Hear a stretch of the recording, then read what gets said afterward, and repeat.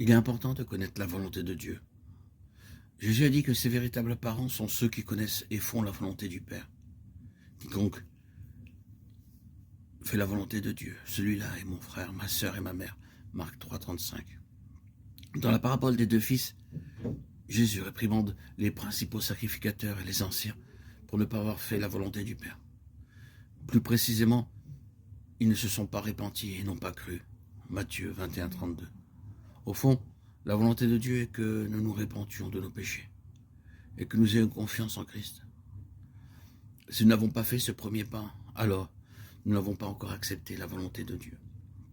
Une fois que nous recevons Christ par la foi, nous devenons enfants de Dieu et il désire nous conduire dans sa voie. Jean 1, 12, Psaume 143, 10. Dieu n'essaie pas de nous cacher sa volonté. Il veut la révéler. En fait, il nous a déjà donné de très nombreuses directives dans sa parole. Nous devons rendre grâce en toutes choses, car c'est à notre égard la volonté de Dieu. 1 Thessaloniciens 5, 18. Nous devons faire de bonnes œuvres. Et la volonté de Dieu est que vous soyez sanctifiés. C'est que vous absteniez de l'immoralité sexuelle. 1 Thessaloniciens 4, 3. 1 Pierre 2, 15.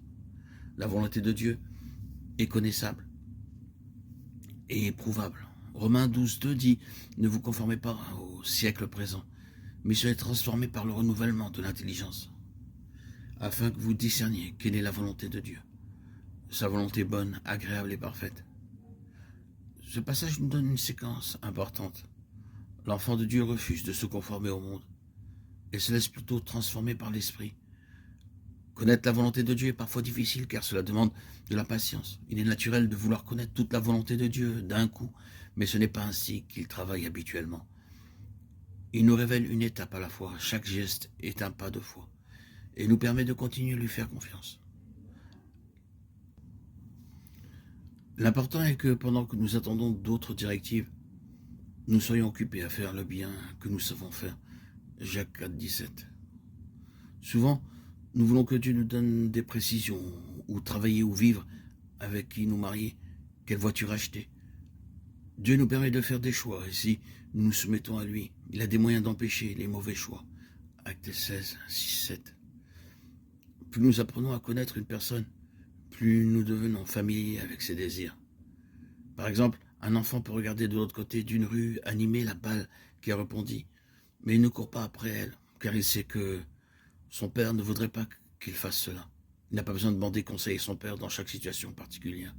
Il sait que son père dirait ce qu'il dirait parce qu'il connaît son père.